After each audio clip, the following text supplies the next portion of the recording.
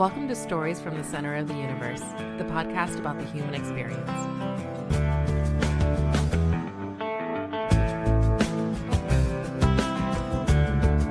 John Finn, welcome to the Center of the Universe. Hey, Paul, how are you, man? I'm great, man. I'm actually down here in North Carolina getting pounded by rain and wind from this storm, man. It's crazy down here. We're getting our share here, too. Apparently it's affecting like 7 or 8 states. It's crazy. Yeah, nuts. All right, I have to mention, because I can see it in the video behind you, our first sentence back and forth to each other was around that red, white, and blue basketball. Can you tell me about that basketball?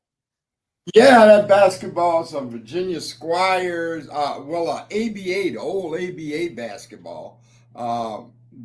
We had a team here in Virginia called the Squires, and I was like in 8th grade when they showed up, and I was a huge fan, and one of their first draft choices was Julius Erving, Dr. J.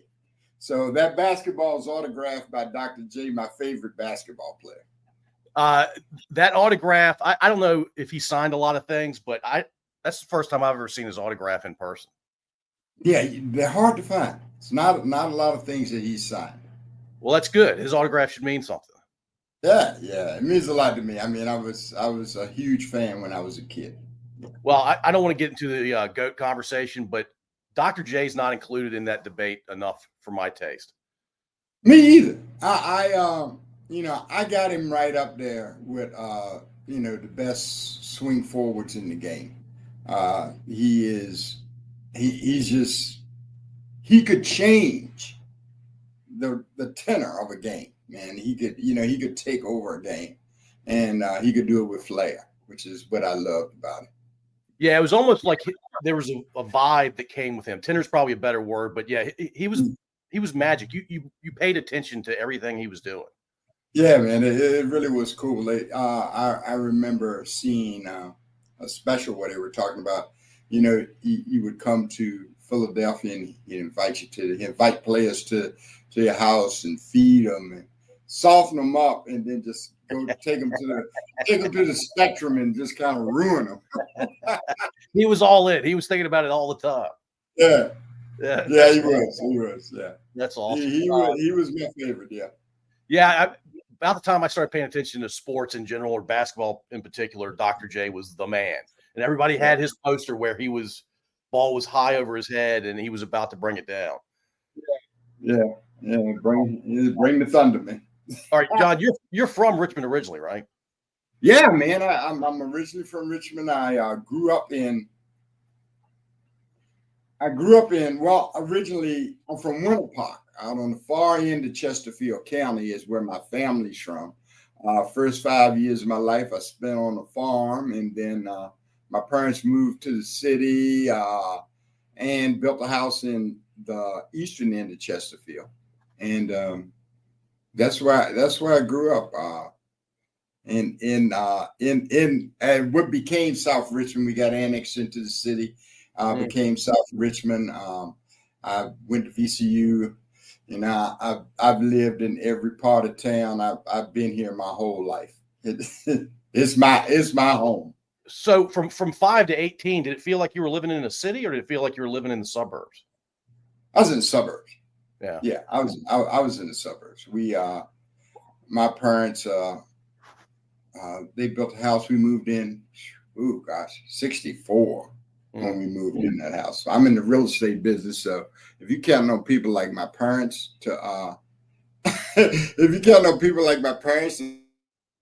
moved in that house in 64 and they moved out in 94. So they spent some time there. Again, we got annexed into the city. So I've been all over the place as far as schools go. My first school was Blackwell. That was in South Richmond. We rented for a year while the house was being finished. And then I did first grade 3 years at Hickory Hill Elementary in Chesterfield. I integrated A.M. Davis Elementary over on Providence Road. And after that, Providence Junior High. And then got annexed into the city, went to Thompson and finished at Huguenot, and then off to VCU. So you never left the city? Never left the city. First year in college, I took the bus. Never saw VCU at night. I took the bus and came back to my dad's office took the bus in the morning, came back to my dad's office around 2 and went to work. Yeah. So you were working full-time and being a student full-time? Yeah, but you work for your dad. You work hard, but you don't really work full-time. Yeah. It's kind of up and down when you're working for your dad. Yeah. All right, so you mentioned integrated elementary school. So your first sounds like 3 or 4 years of elementary education, you were in an all-black setting. Yeah, I was. Yeah, I was talking to some young people one time, and they were like, I said, well, I integrated A.M. Davis, and they kind of looked at me, they go like, how old are you, man? Well, it wasn't that long ago. It really wasn't that long ago. Well, did it strike you as being a significant change when you went from all black to integrated? I mean, I'm not that old, man. I don't know any other set. Yes, Lord. It was an absolute positive sea change. It was really challenging for me. At that time, we had the option of going to the black school or to the white school that was nearest to us. And my parents and my cousin who lived next door, which was actually my dad's sister's child, they decided to send us to the white school. So we're in this neighborhood where we're in a black neighborhood, but we're only 2 people. We're the only 2 kids that went to the white school the first year. It was one of the most formative years of my life, and it gave me a understanding, even as a small kid, about instill some things about race on me that I've carried with me my whole life. It was a difficult year, but it wasn't all bad. I met some friends. I have some friends that I have today that were in the 4th grade with me. I recall a few things. I always recall, like, people can I touch your head? Hey, they want to rub my hair. I had one kid ask me what color was my blood, and just little things that were, and this was most of the kids. They were curious. They didn't have a reference for black folks or a black person. And so, what I realized even as a small kid is that it's not that they don't like us. They don't know us. Right. And, in my little mind, that became like, one of the things that I did, and of course I faced some prejudices, first couple of weeks I used to get picked last to play kickball. Until winning became more important. Then I moved up the list some. I had kids that, wouldn't drink. We get in line to drink water at the water fountain. I had kids who wouldn't drink after me and that kind of thing. And those kind of things were hurtful. Oh, yeah. But at the same time, I had some really good friends. And the really strange thing is, my friends, the people that became my friends, were the most popular kids in school. The most confident, as confident as a 4th or 5th grader can be, the most confident, self-assured kids in the class, in the classes, became friends. I bump into them now. I mean, one of them we bump into each other all the time at Dick's Sporting Good. He's a distance runner. He's the most popular kid in school. I told him the last time I saw him, I said, man, I was thinking about you the other day. You were the most popular kid in school, and he just embraced me. And he wasn't really big, so he couldn't look out for me. But he just embraced me and supported me and worked with me and picked me for kickball. So anyway, it was challenging. It was a culture shift. Not only did we have to deal with the kids at school and their lack of knowledge of Black folk.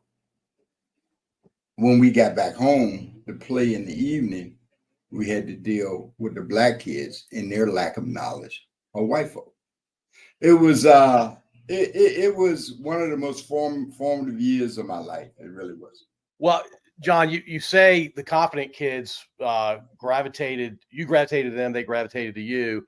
The kids that didn't gravitate to you, my guess is it was completely out of the fear of the unknown, right? Again, it goes back to what I was saying. They didn't know us, and so what they had to base their judgments of me, particularly when they first met me, on was, what their parents said or what they were raised.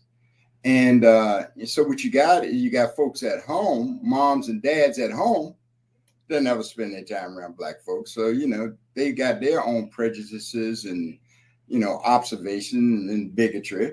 And the kids bring that to school. The ones that came to school inquisitive, wanting to know, wanting to learn, we got along fine. And then the 4 kids on the other hand, they learn that stuff at home. The name calling and and they're not wanting to drink water after me and all that kind of stuff. And it was it was challenging, sometimes hurtful. The first few weeks were very, very difficult. My cousin was in the 3rd grade. I was in the 4th grade. Like the first week, we come home, cry a little bit. Our mom and our dads and our, some of the cousins, and they would gather around. It's like, what happened? What happened? What's wrong? Well, my cousin and I made a pact, and we agreed with each other: no crying until you go to bed. Until you go to bed. When you get home, you didn't talk about it. You just did what you had to do. If you wanted to cry, you didn't cry in front of mom and dad. You didn't cry in front of the neighbors. You cried at night when you went to bed. It was, but a part of that was the pain that was on their face. I look back on it now. I think it was the pain on their face, running if they made the right decision. So we just, come week 2, we just cut it out, and then as the year went on, it got better. We had different days when things went bad, but things weren't that good. But overall, it was a great learning experience for me. And some of the things I learned now, I use today. It sounds like it was the hardest year of your childhood, but maybe the most important year of your childhood in terms of learning some lessons that you just said you've used to this day. Yeah, it was really interesting, Paul, because so I lead the Black schools in 3rd grade, and I go to the white school in 4th grade, and I'm in the white schools until through 8th grade. Then I get annexed back into the city. And then I go to Huguenot, which is a 50-50 Black-white school. So I'm around Black people again, and a whole lot of them. And then so there's another cultural shift, because, these kids that were at Huguenot, they didn't know me. They came from over in the West End, some from Wickham Court. Huguenot was probably geographically the most diverse high school in the city. Matter of fact, it was the only predominantly white high school in the city. And that was about 51 to 49%. So, it was another culture shift for me going back to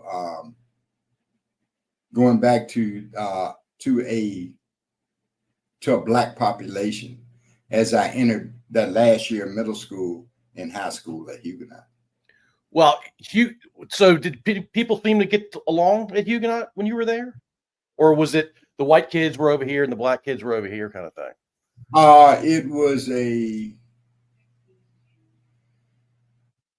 It was white kids over here, black kids over there for a little bit, and when you're the first and when you're up front on this kind of thing, it takes time. I know that now. I didn't know it then.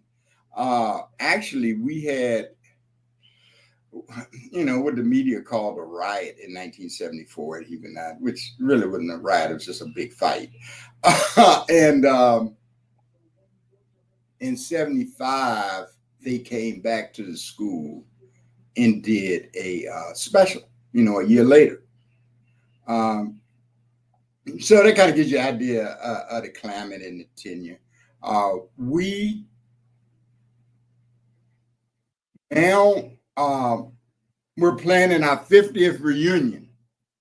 We're planning our 50th high school reunion, and it's like all of us, we're getting together, we're having the greatest time. And when we talk about us in school, we always talk about the great things. We always talk about the good things. We always talk about the funny stuff that we did. We were contentious in high school, but we grew over the years to kind of respect and appreciate each other. And now that we're adults, we kind of look back on it and some situations go like, what was wrong with us? We go like, what was wrong with us? And we really love and enjoy each other's company nowadays. Well, I imagine sports helped, right? That's one of the points of sports. Absolutely. Sports, choir, student government. They're the things that brought us together, but sports far away was the most dominant unifier.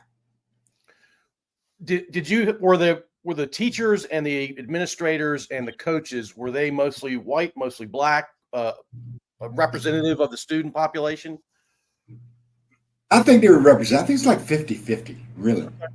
The basketball coach was white, the football coach was black, the track coach was black, the golf coach, the tennis coach was white. It was, and then the teachers, it was pretty diverse. Our French teacher was black, our Spanish teacher was black. It's most of our social studies teachers were white. It was a really good mix of people, like more conservative kind of people. Then you had, people kind of reform hippies from the 60s teaching us. It was really, really a great time, and we had some incredible, talented teachers. Our music teacher was really accomplished, and we had one of our business teachers was this little old man. He was like a multi-millionaire, but he taught. He taught school. It was cool. Well, when I was coming through school in the 70s and 80s, and I know this for a fact in the 80s, Huguenot was combined for sports with Jefferson and Wythe. Yes. Were they combined back then? No, we were Huguenot back then. My brother, who's 7 years younger than I, was in school then. Jefferson Huguenot Wythe, and he was he's a center for the basketball team. You saw him when you were here. He's also my business partner, sir. Yes, he is. He is 6'10". Yeah, 6'10". He is when he was at his height, he was 1 inch shorter than Shaq and weighed 5 pounds more. I tell people that, they're like, how tall is your brother? He's 1 inch shorter than Shaq, weighs 5 pounds more. That gives you some perspective on his size. My baby brother. Well, have you seen the picture of Shaq and Simone Biles?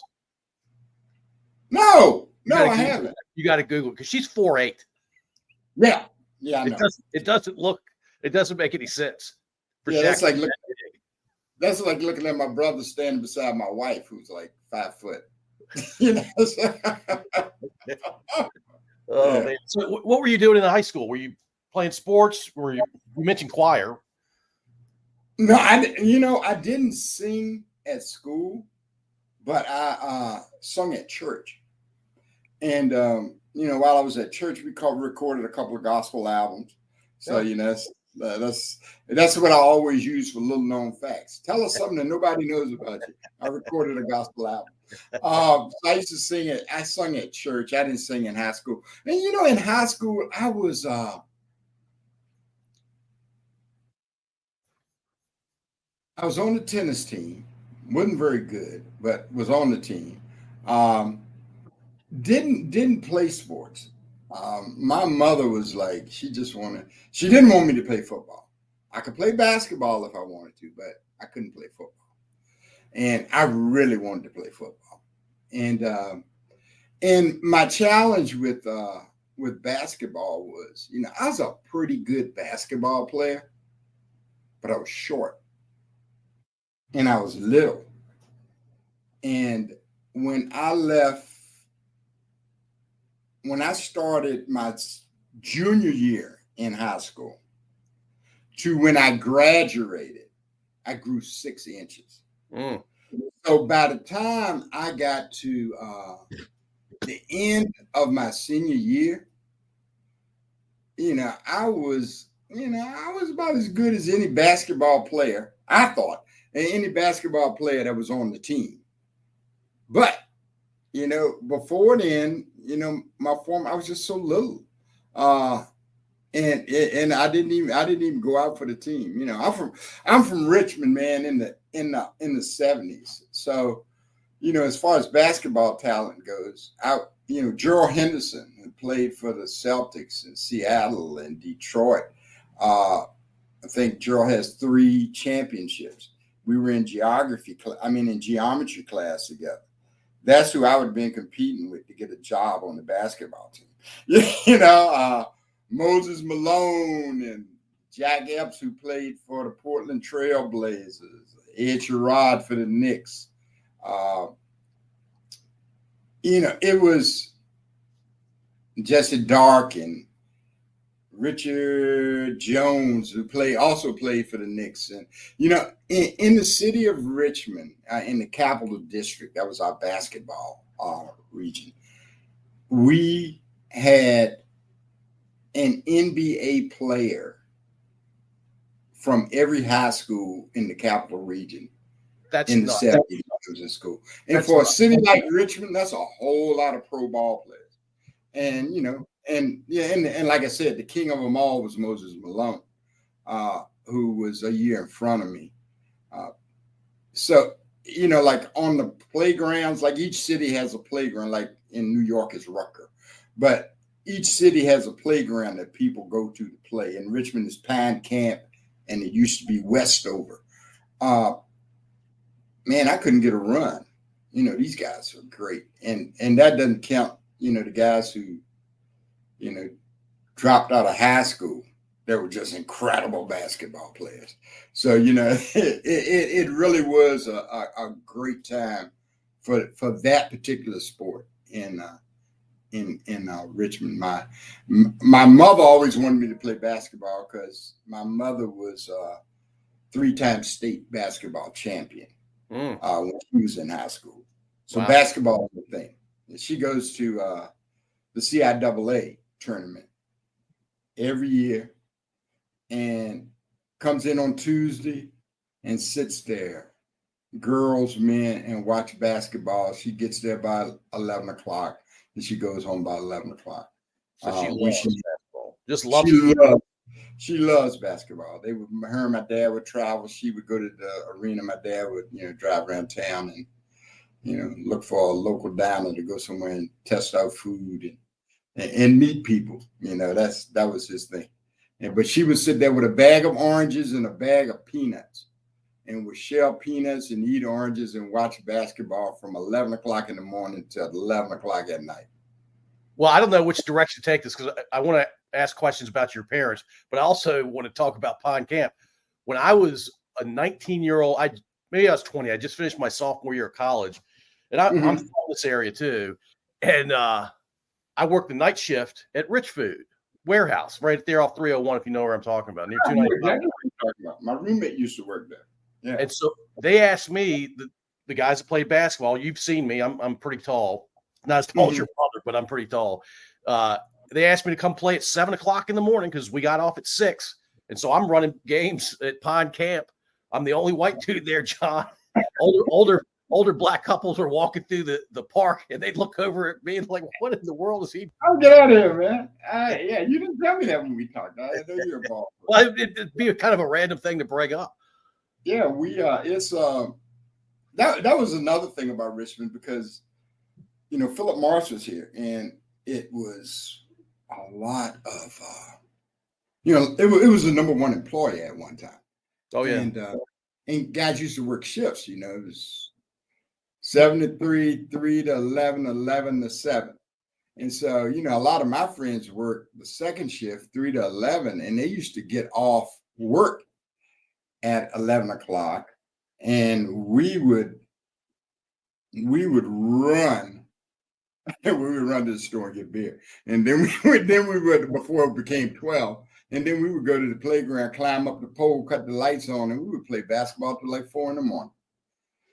And then I would have to go to sleep for an hour, get dressed, go to work. Yeah, I was getting to Pine Camp around 7 o'clock in the morning. There was beer around the court at that time. Yeah, we're ready to go, man. Yeah, but I love basketball. It is it was one of the things that connected me with people as I grew up. Now it's golf. Yeah, kind of hard to play basketball once you get to a certain age. Yeah, the torturous sport. Yeah, I have a love-hate relationship with golf. Yeah, we all do. Yeah, we do. All right, let me ask about your dad. What did your dad do for a living? My dad was a contractor. My brother, we're in the real estate business. So we are the 5th generation Finns in the real estate business. My great-great-grandfather, James Finn, was a sailor for the Union Navy during the Civil War. And he was one of 10,000 black sailors during the Civil War. And he came home to Winter Park, like I said, on the far end of Chesterfield County. And he did carpentry repairs. He had a farm. He fixed holes in people's roofs, fixed steps, that kind of thing. And then his son, Andrew, my great-grandfather, he was a businessman, but he also was the local blacksmith in Chesterfield.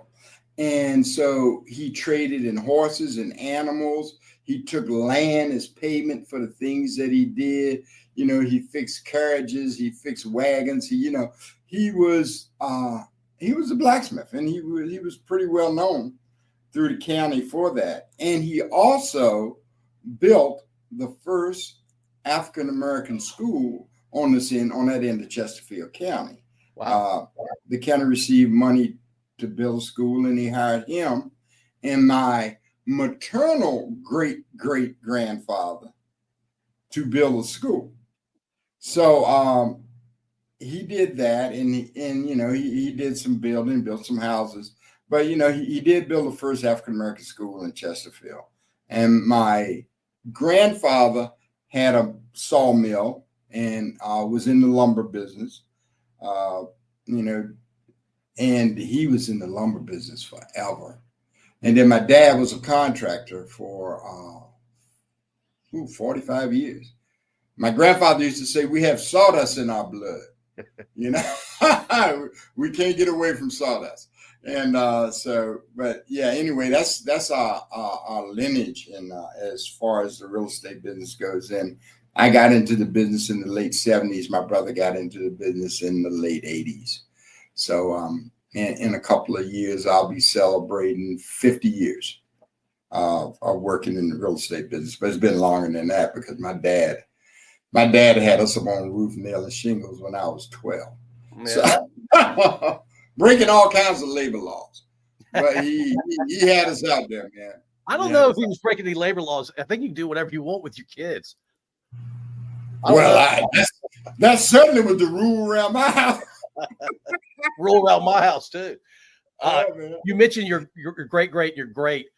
My maternal great grandfather, as the legend goes, you're talking about trading horses or getting land as payment. My grandfather had a farm. My great grandfather had a farm, and apparently he lost it in a poker game. Then he won it back in a subsequent poker game, and then lost it again. That farm is now part of the West End, the booming West End of Richmond. So yeah, my great grandfather, one poker game was the difference between a lot of money and not a lot of money. Nah, that's right. It's like the difference in you being here talking to me or down in Florida and in West Palm. Exactly. Exactly. So mom sounds very interesting. Did she work or was she stay at home? No, my mom was let's see if I can get it all right.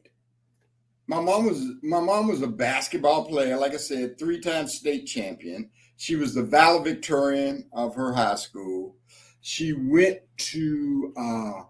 she worked for the Internal Revenue Service here in Richmond. Was Internal Revenue? Yeah, the Internal Revenue Service here in Richmond for years. And she had me and my brother, took a little break, and then went back to Defense General Supply, what we call Bellwood. It's a military installation and what she did, she was a buyer for the government. I asked her one time what she do. She says, I buy stuff for the government. I said, and this is during Vietnam. I said, well, what do you buy? She said, everything from sandbags to coffins. Cars. And I mean, this is all kinds of things. She's always been active in the community. Really very, very intelligent woman who always demanded that if we're going to do something, do it well. She didn't care much. You don't have to do everything, but what you do it well. And and that was the standard that she laid out for us.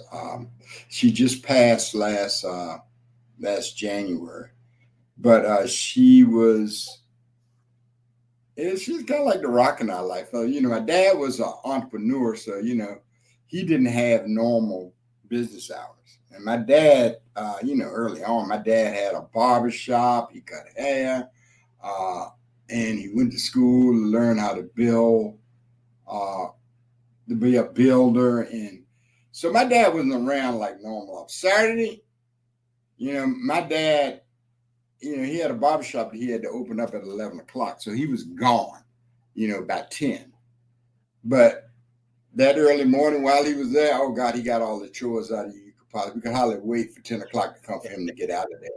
But my mom, and my dad was the guy that did all the cooking. And we used to say, my dad did the frying and my mom did the baking, But she was involved in a number of organizations. She was an incredible speaker. And that's, probably where I got my speaking skills from my mom. Making me speak in public when I was little. She was really, really active in our church. She started a couple of choirs. That singing group that I talked about recording the album with, my mom started that choir.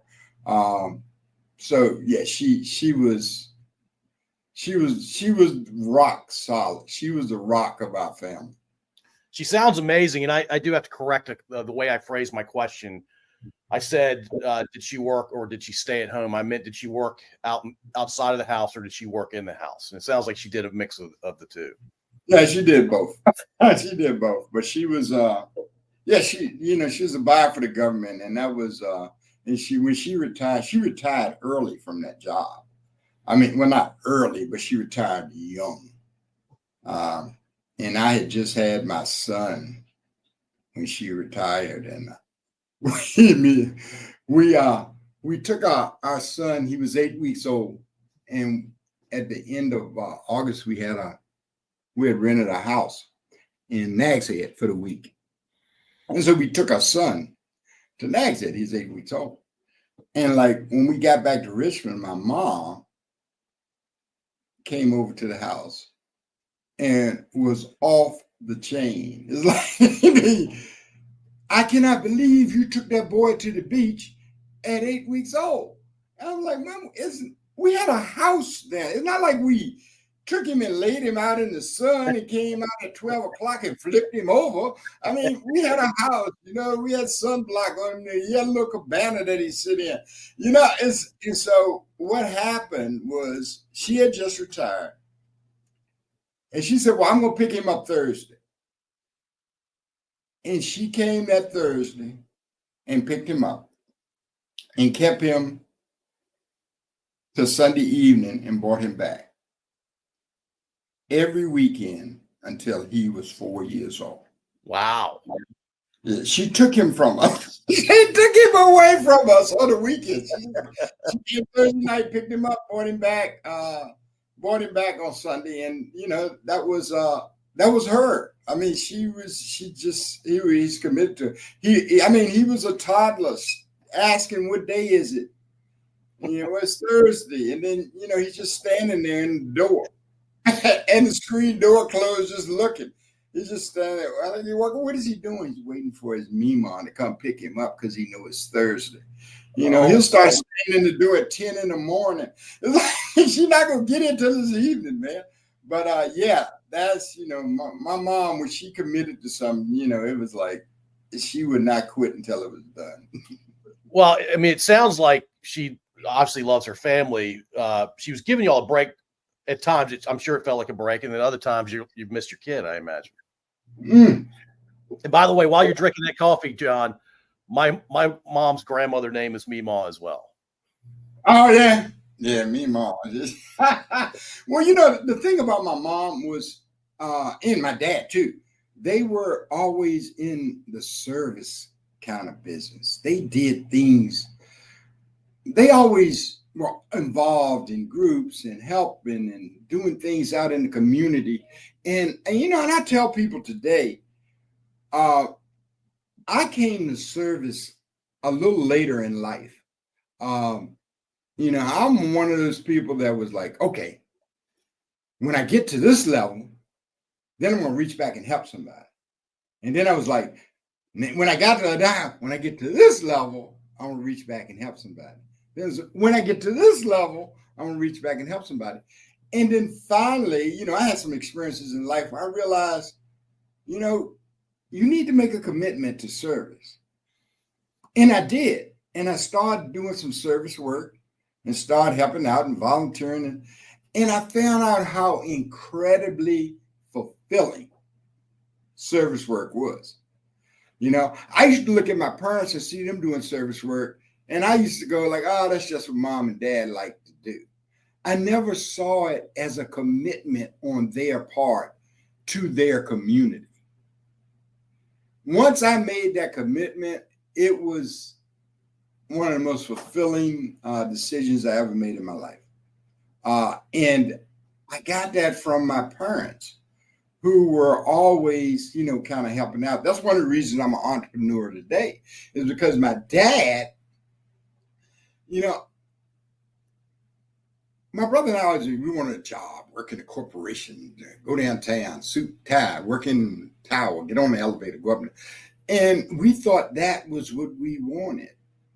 But once we got there, we found out this is not how a business runs. Because my dad and my grandfather, they ran their businesses.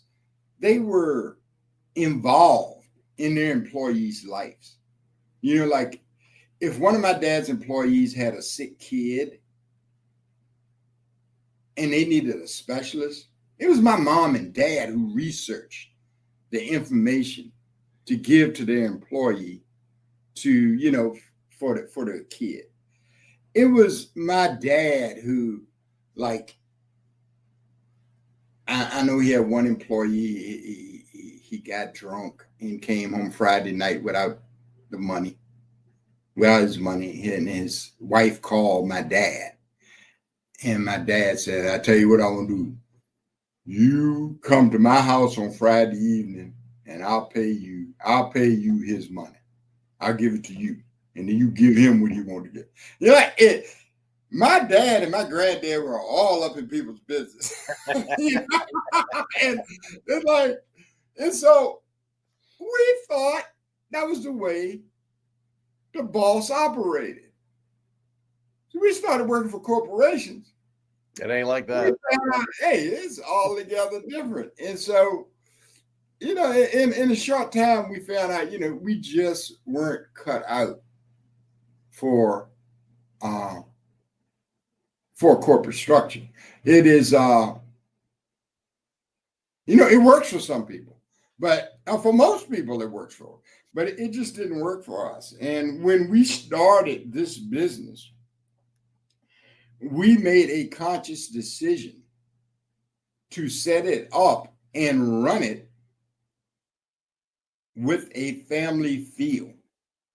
You know, some people say, "Oh, come work with us. We just one great big happy family."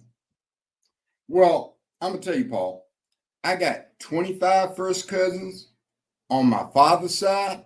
My mom's got 32 first cousins. Oh, gosh. I can tell you with a very high degree of accuracy, there is no such thing as a great big happy family.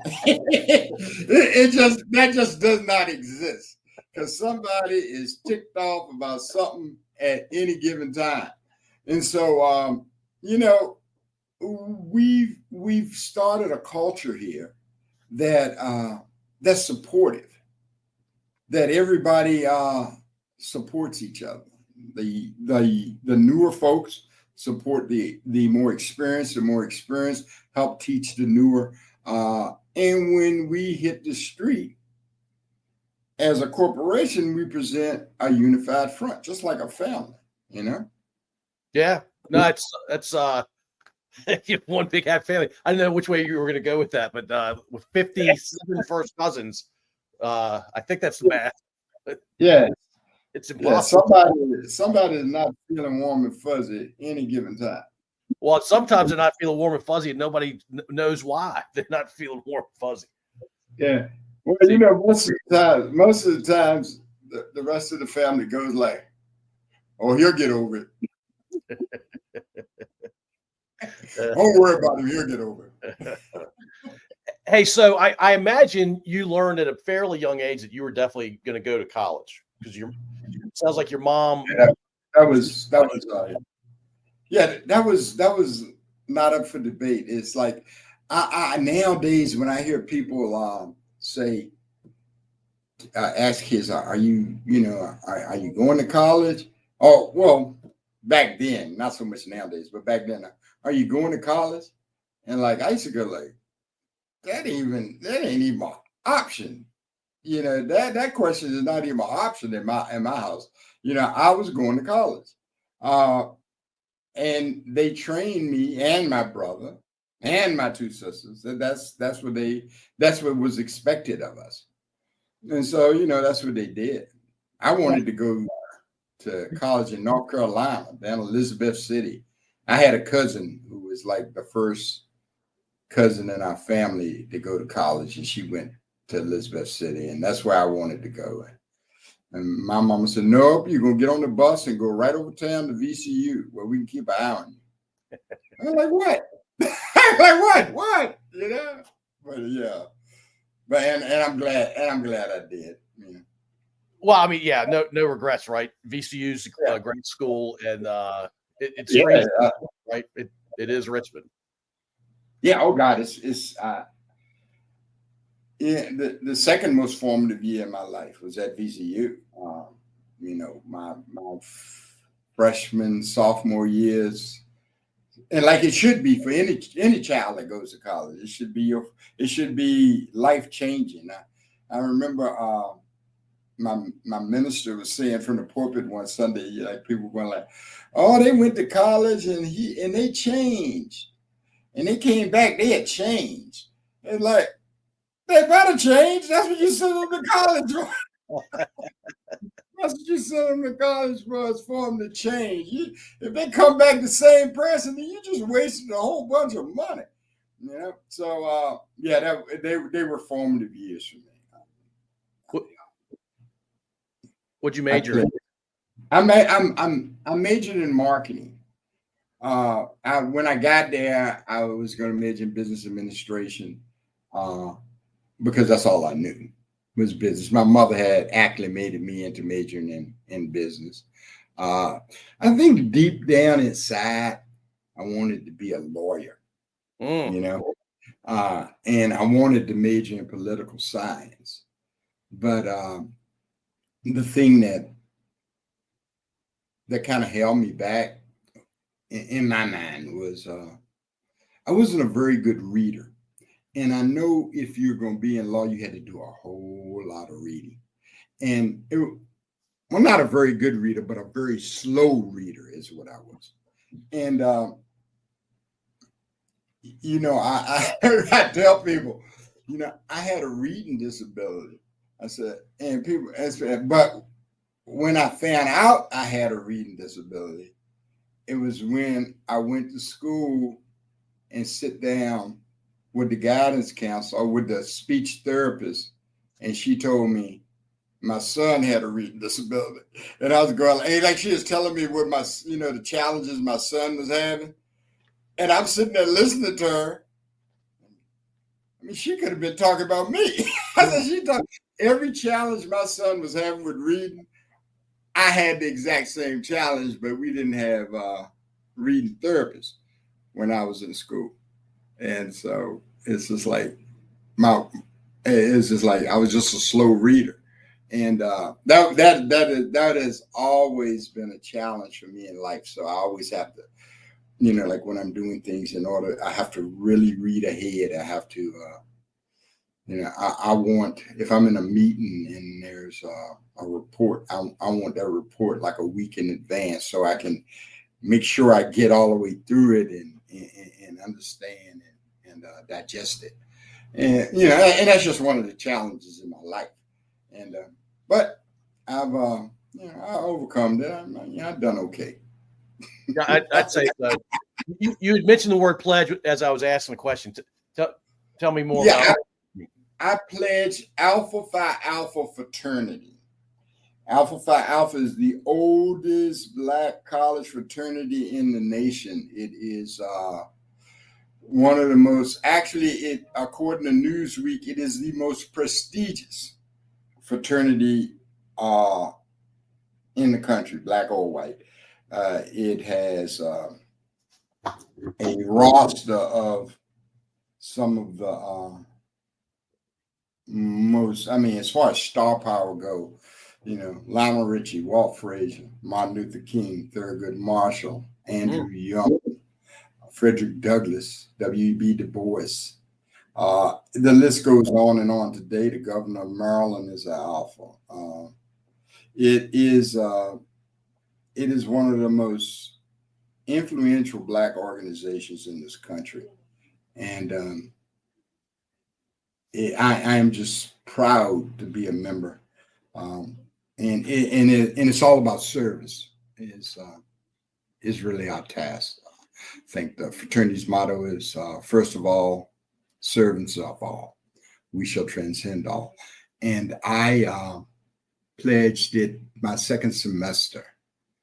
And I tell people it was 19 of us that started. In the end, when it was all over with, it was 9 of us left. And I tell people I was a boy when I started pledging Alpha, and on the other end, we came out men with purpose and direction, an incredible sense of duty and direction in life. And along with that came an expectation from members of the organization to to serve and to blaze trails. You know, if in our organization, if you are generally the first Black person that does something in America, they generally, for the most part, they're generally alpha. First Black mayor, you know, that kind of thing. And so they did a lot of trailblazing in the 60s, big part of the civil rights movement.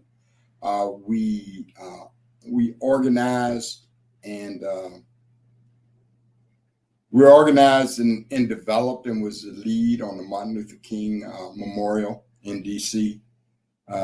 And I still serve that organization today. I serve primarily on a scholarship foundation, raising money. As a matter of fact, our company, United Real Estate Richmond, we made a $50,000 donation endowment for scholarships to the local Alpha chapter. And that second year and being involved with them is probably the second most influential year of my life. I was in a dorm with a guy that was pledging Alpha at my college, and I'm not going to ask you any detailed questions about what y'all went through going from 19 to 9, but I have an idea because I would see him during tougher times of pledging, and from indirectly, I know what you're talking about when you say going from a boy to a man, because it was tough to watch him go through it. It really was. Yeah, it is. It was not easy back then, and it's not easy today. Obviously, as time goes on, you know, changes are made. Different things are not acceptable anymore in today's pledge world. You know, hazing is absolutely unacceptable on all levels in all organizations. It is a matter of knowledge and knowing and information that you learn. The pledge period is, or they call the intake period, is much shorter now, than it was for us. It was like 7 weeks. I've known people who pledged for a year, which is like crazy. But but yeah, the process now is with a bigger emphasis on service and teaching inductees that, again, we expect, high results from you, and it costs a whole lot more too. It didn't cost as much back then, but then a semester at VCU was $319. So, See, that doesn't make any sense to somebody in their 20s. What you just said, $319 a semester. Yeah, it's crazy, man. I tell you what, I look at school now and I just don't know, man, how these kids. Well, my son went to Emeryville Aeronautical down in Daytona. It's a $50,000 a year check. It's it's amazing. And from our business standpoint, what we do, we help people find homes. It's difficult for kids to qualify for loans, to purchase homes when they had this massive student debt. It is something our politicians have to figure out. Yeah, absolutely. What year did you? What year was United Real Estate Richmond founded? We were founded in actually 2015, January 20th, 2015. We signed the paperwork to become a franchisee of United Real Estate Richmond. Wrote a really big check, and we opened the doors on April 20th in our new space. And so, what's the thing you love the most about it? About the last 9 years. United Real Estate. Well, I love real estate. Real estate is, like I said, like my dead grandfather says, it's in our blood. But the great thing about United Real Estate is the franchise is that they allow you to grow and develop locally and organically. They are receptive to different ideas. You say, hey, why don't we do this? And they'll look at it, and sometimes they'll say, that's a great idea. Let's share it with everybody. And then sometimes they say, hey, how about let's doing this and let's make it better. The management is an incredible group of people. And, and my brother and I, we truly enjoy collaborating with them. From the corporate side, from the franchise itself, it's always the people, man. We have well over 200 agents. Wow. And we're the fourth largest real estate firm in Central Virginia. We're the largest African American firm in the Mid-Atlantic. And we just have an incredible team of agents. We are without question the most diverse real estate company in the state of Virginia. And we have agents from all over the world. Agents born on 6 different continents. Agents who have lived on 7 continents. I got one guy that lived on Antarctica for 3 months. We speak over 30 different languages. Wow. It's 30 different languages. And what I found out is within the languages, there are different dialects. I have one agent from northern India up near Kashmir and one agent from Mumbai. She said, I have no idea what they're talking about. I said, but y'all many know we don't have any idea what they're saying. And it really is. We're incredibly diverse. Agents from all over the place, from Asia, Africa. Sometimes I reach out to an agent and I hear the triple click in the phone before they answer. I go, oh, he at home in Africa. And they answer the phone where I'm in Kenya, man. It really is an amazing group of high achieving people. Yeah. And I love working with them. I love collaborating each and every day. I mean, what a rich life you're living, right? When that's who you work with, that's ridiculously amazing. Yeah. Yeah, I heard somebody say, what is it? With the younger people say, I heard somebody say, I'm living my best life and have been for the last 15 years. I really am. It is it's a blessing. Yeah. It's abundant and it's more than I deserve. Yeah, right on. Hey, yeah, you work hard and things happen. Hey, John, I have to mention on a recording that when you and I first met a few weeks ago, I noticed your Dr. J basketball. You were surprised that I recognized the autograph, I think. Right. And then you have some other memorabilia there, and you have a baseball signed by Willie Mays. I don't remember how Willie came. Now, a baseball signed by Bob Gibson, my favorite baseball pitcher. Okay. And what I have is, and it's really interesting the day that we met because we just clicked and started talking right here in my office. And one of the things that we talked about is my favorite baseball player of all time, and that's Willie Mays. And I've got a bat. I got a baseball bat signed by Willie Mays. It's to remind me to always hustle. As a matter of fact, there it is right there. And that bat signed by Willie Mays, it reminds me to always hustle. And the really eerie thing about it was he died that night. After we met and we spent all that time talking about him, he died that evening at 93 years old. But when I was a kid, I love Willie Mays. I got, my second favorite basketball player is Walt Frazier. I got autographed basketball by him. What else I got? Yeah, but they were, Willie Mays,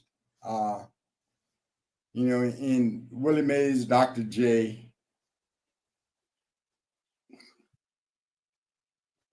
just some of my favorite players, Gail Sayers, Arthur Ashe. I have a I have a tennis ball signed by Arthur Ashe, but that's at home because I don't let my wife don't let that out of her sight.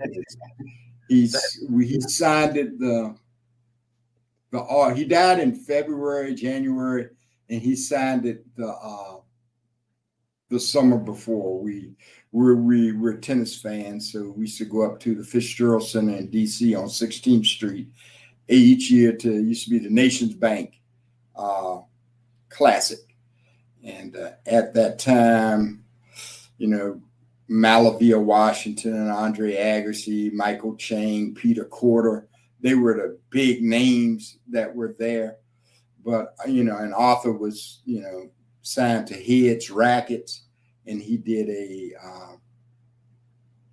one year he did a camp, just like a little camp out on one of the outer courts, and I went out and met him and talked with him, and we talked about some of the people here in Richmond that we knew in common because Arthur's from Richmond. Oh yeah, and we talked about some of the people that we knew in common.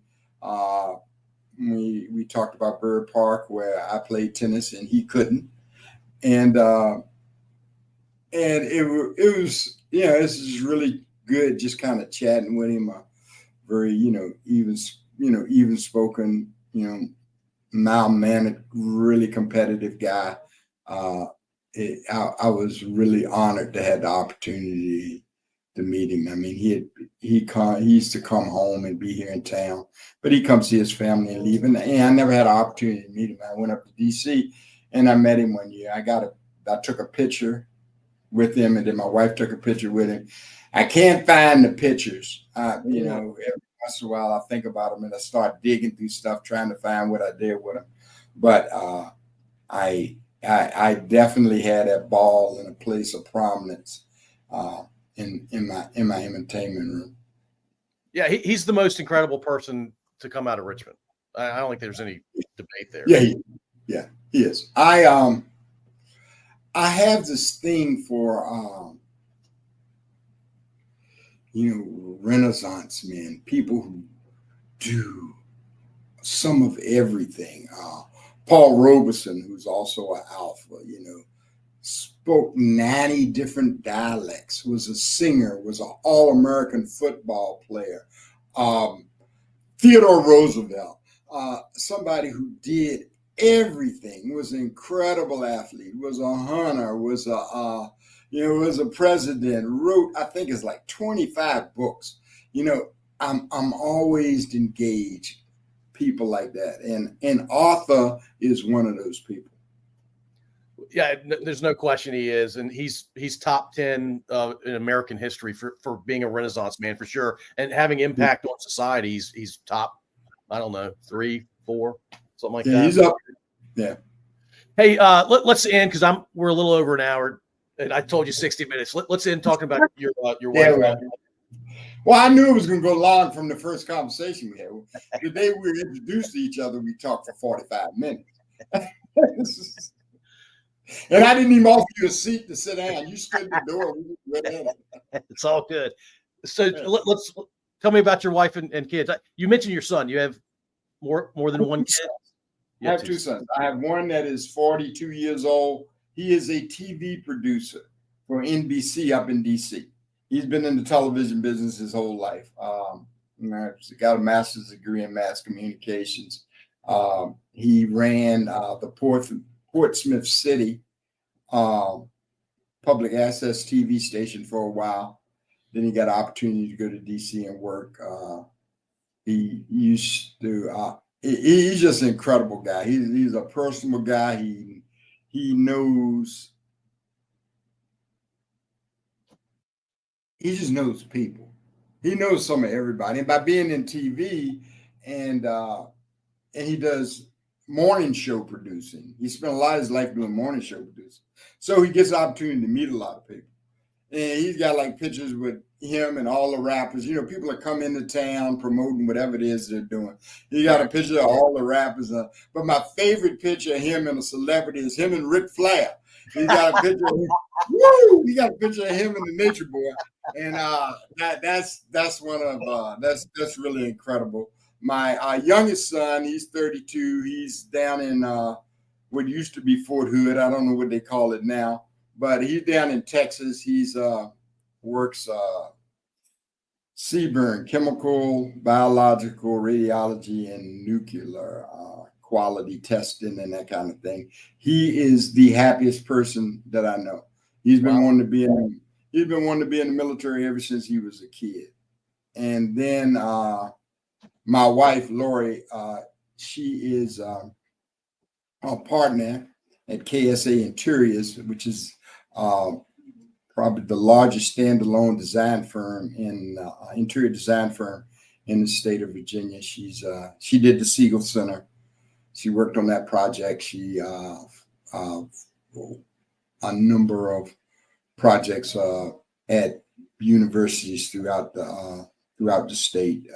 Actually, she was up in Maryland at the University of Maryland talking with them about a project. She's just incredibly passionate about what she does.